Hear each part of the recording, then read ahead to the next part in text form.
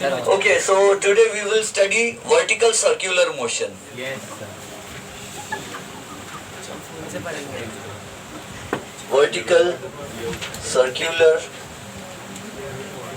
motion.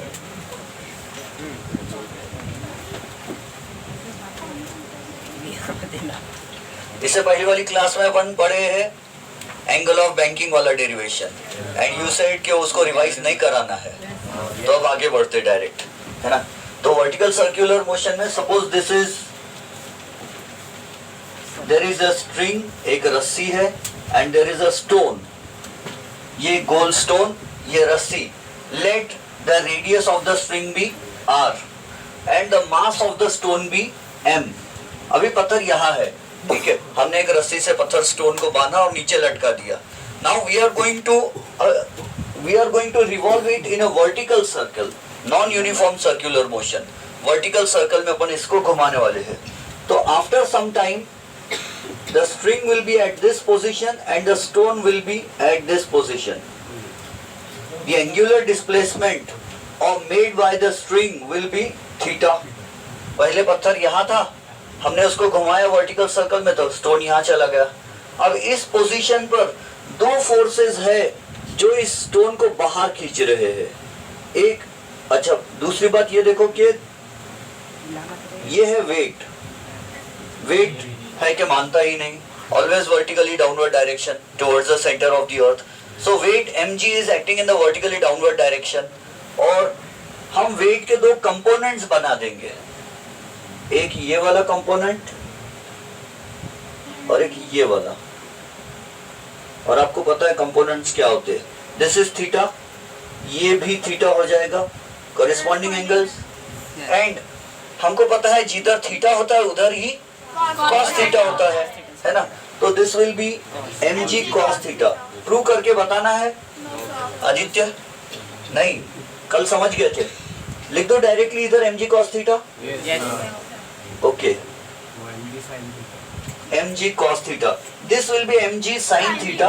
But इसका हमको कोई काम नहीं है क्योंकि डेरिवेशन में ये हमारे अभी कोई काम में नहीं आने वाला है, हमको इससे कुछ प्रूव नहीं करना है। इसको हम कहाँ यूज करेंगे? mg sin थीटा का काम पड़ेगा ऑसिलेशंस चैप्टर में, जब हम सिंपल पेंडुलम पढ़ेंगे वहां इसका काम पड़ता है। अभी इसका कोई काम नहीं है, मिटा देंगे। एक फोर्स तो है mg cos थीटा जो उसको स्ट्रिंग को बाहर की ओर खींच रहा है, it is giving tension to the string, tightness to the string. और एक फोर्स है सेंट्रीफ्यूगल फोर्स जो रस्सी को बाहर खींच रहा है। तो दो फोर्सेस बाहर खींच रहे हैं, है ना। Tension in the string will be directed towards the centre of the circle. So कौन कौन से दो फोर्सेस है जो स्ट्रिंग को टेंशन दे रहे हैं? mv square by r, this is the centrifugal force plus mg cos theta। तो हम लिखते हैं tension at any position, tension in the string at any position is equal to mv square by r plus mg cos theta। yes, please come in। what is mv square by r? centrifugal force। and what is mg cos theta? it is the component of weight। तो mg cos theta। now when the string was at the lowest position, जब string lowest position पर थी, है ना, पूछना है question? अच्छा, when the string was at the lowest position, remember अगर आपके माइंड में कोई डाउट्स क्वेश्चंस वगैरह आते हैं तो आपको पूछना है ना। अपने लिए रिकॉर्डिंग प्राइमरी नहीं है, आप लोग को समझना प्राइमरी है। तो this is eight the lowest position, और लोएस्ट पोजीशन में एंगल कितना बनेगा? जब ये रस्सी घूमी ही नहीं तो एंगल कितना बना था? 0, थीटा वाज 0। तो हम लिखेंगे tension in the string at the lowest position is equal to mv square by r plus mg cos 0, है ना, because the string has not revolved. रस्सी और पत्थर रिवॉल्व नहीं हुआ। यहीं पर अगर पत्थर यहीं पर है ओरिजिनल पोजीशन पर तो थीटा विल बी 0। पत्थर ने अभी घूमना ही स्टार्ट नहीं किया समझो, तो थीटा 0 हुआ, एंगल कवर ही नहीं किया। सो रस्सी में टेंशन कितना होगा? mv square by r plus mg cos 0 is 1 और mg इंटू 1 यानी mg हो जाएगा। तो ये 1 हम नहीं लिखते, अंडरस्टूड है। mv square by r plus mg. This is the maximum tension that is present in the string. ये रस्सी में सबसे ज्यादा टेंशन है. अगर वर्टिकल सर्कल में रस्सी को घुमाया जाए, स्टोन को घुमाया जाए, तो at what position, at which position will the spring break? It will break at the lowest position, क्योंकि यहाँ रस्सी में सबसे ज्यादा टेंशन होता है. किस कारण हो रहा है टेंशन? तो सर्कुलर मोशन के कारण सेंट्रीफ्यूगल फोर्स भी इधर खींच रहा है. mv square by r, this is centrifugal force plus weight of the stone. पत्थर का वेट भी नीचे खींच रहा है, तो दो फोर्सेस नीचे खींच रहे, तो टोटल टेंशन बहुत ज्यादा आएगा और रस्सी के टूटने के चांसेस लोएस्ट पोजीशन पर सबसे ज्यादा होंगे, मैक्सिमम चांसेस होंगे. Now after some time from the lowest position the stone has gone to this position, which we called the midway position. The stone has reached this position. The stone is moving along the circumference of a circle in vertical circle. Stone अब यहाँ आ गया. हम इस position को क्या बोलते हैं? midway position या middle position. तो यहाँ कितना टेंशन रहेगा रस्सी में? कम रहेगा या ज्यादा? इससे लोएस्ट पोजीशन से ज्यादा या कम? तो डेफिनेटली कम रहेगा.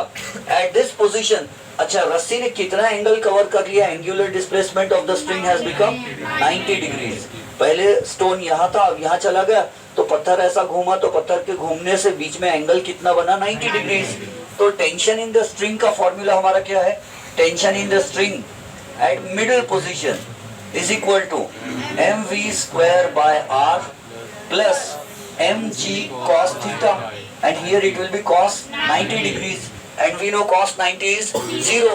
तो ये हो जाएगा tension in the string at the middle position is equal to mv square by r plus mg into 0. So tension in the string at the middle position, midway position will be mv square by r. mg वाला तो 0 ही है. This is the tension in the string at the midway position. String जो है middle position में है, तो यहाँ tension string में सिर्फ और सिर्फ सेंट्रीफ्यूगल फोर्स के कारण है. Only the centrifugal force is pulling the stone outwards away from the centre of the circle. Now after some time, पहले स्टोन यहाँ था पोजीशन नंबर 1, थोड़ी देर के बाद स्टोन यहाँ गया पोजीशन नंबर 2, और थोड़ी देर बाद पोजीशन नंबर 3 पर स्टोन गया, एंड ऐसे ही घूमते घूमते the stone will go to this position at the highest position. And how much will be the total angular displacement made by the string? 180 degrees. पत्थर जब यहाँ से नीचे से ऊपर चला जाएगा तो ये 180 डिग्रीज घूम गया, एंड 180 डिग्रीज घूम गया, तो यहाँ के लिए क्या लिखेंगे हम? Tension at the highest position. What is the meaning of the word tension? In physics tension is tightness.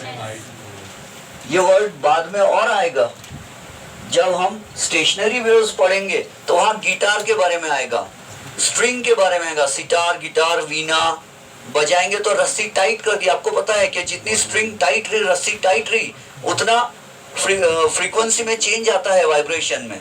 Guitar की रस्सी अगर लूज है तो बजने में उसकी फ्रीक्वेंसी जो रहेंगी वो लेंथ, मतलब लूज है, टाइटनेस कम है, तो फ्रीक्वेंसी कम रहती है ना, मोटी आवाज आती है. और गिटार की रस्सी टाइट है, एकदम खींची हुई, तो वो टाइट रहेंगी, तो टेंशन ज्यादा रहेगा, तो फ्रीक्वेंसी भी ज्यादा रहेंगी, ज्यादा बारीक आवाज बजेंगी.